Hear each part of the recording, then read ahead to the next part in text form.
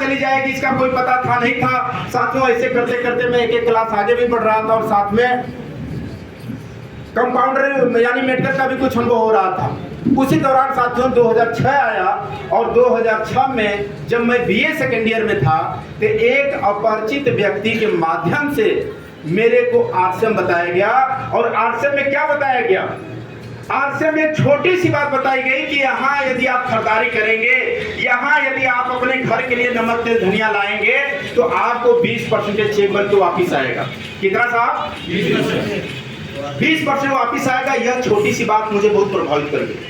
मैं अपने से ज्वाइन करने के लिए बेताब हो गया और मैं खोजने लगा कि वो आदमी गया कहाँ जो मेरे से चर्चा किया, वो मेरे को मिला नहीं। इसी दौरान एक तीसरा व्यक्ति मेरे को मिल गया और उनको पकड़ के ले जाके मैं ज्वाइन कर लिया। मैं हैरान हो जाता हूँ, अपने ज्वाइनिंग की कहानी याद करता हूँ कि यार मैं कैसे इतना बेताब हो गया जुड़ने के लिए। तो मैं इसके पीछे एक ही चीज समझता हूँ कि कहीं न कहीं ऊपर वाले का बहुत बड़ा रोल होता है साहब।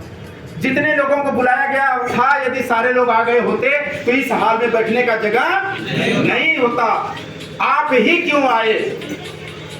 इसके पीछे ऊपर वाले का बहुत बड़ा रोल है। ऊपर वाला हर व्यक्ति की जिंदगी में एक साथ बदलाव देना नहीं चाहता है। उसके जीवन में कोई न कोई बहाना, कोई न कोई घटना, कोई न कोई झूठ साथ का शब्द उनके अंदर ला दिया और वो व्यक्ति यहाँ आने से बच गए। लेकिन इसके बावजूद भी आप यदि वहां से उठ करके इस भीषण गर्मी में, इस लू में आप आ करके यदि समय दे रहे हैं तो ऊपर वाला कहीं न कहीं आपकी जिंदगी में एक बहुत बड़ा बदलाव और अवसर देना चाहता है। यदि इस अवसर को समझ के हम चलना चालू करेंगे साथियों, जीवन में आगे बढ़ेंगे। और मेरे साथ भी यही हुआ।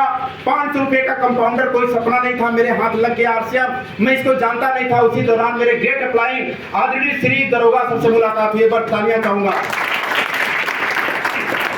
उन्होंने मेरे को गाइड करना चालू किया और साथियों में इतना सीधा, इतना कम बोलने वाला, इतना संकोची स्वभाव वाला, इतना मतलब कोई चालाकी नहीं थी। जो मेरे को बोल दे यहाँ खड़ा रहिए तो मैं बिना दिमाग लगाए खड़ा हो जाता था।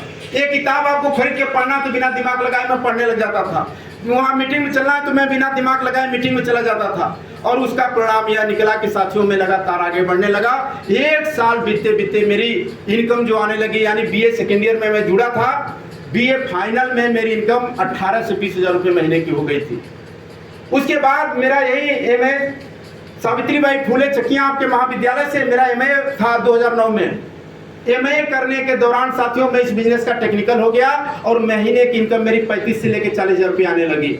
मैं पहली कार, जो व्यक्ति 500 रुपए का कंपाउंडर था, जीवन में कोई सपने नहीं थे, कहाँ जाना है, क्या बनना, मैं पहली कार स्टूडेंट लाइफ में मैं खरीद चुका था साहब। इतना बड़ा ताकत दिया इस आरसीएम ने।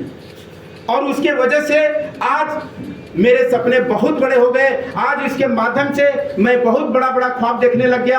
आज इसके माध्यम से अमीरी वाली जिंदगी का आभास करने लग गया। इसके माध्यम से विदेश में घूमने लगा। इसके माध्यम से बड़े बड़े सेलिब्रिटी लोग के बीच में मैं रहने लगा। हिंदुस्तान के हर शहर में जाने का मौका मिलने लगा। 5 स्टार जैसे होटलों में ठहरने का मौका मिलने लगा। जहाजों से सफर करने का मौका मिलने लगा। यानी एक छोटे से डिसीजन की वजह से एक व्यक्ति फर्श से अर्श तक चला गया साहब।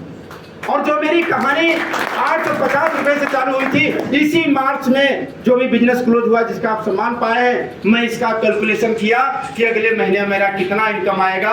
तो साथियों अगले महीना जो 5 मई को आएगा इनकम, वो 1 महीने की इनकम आएगी 2,40,000 रुपए साहब। यदि आप भी आगे बढ़ना चाहते हैं भाई साहब तो छोटी छोटी कीमत चुकाने के लिए तैयार हो जाइए।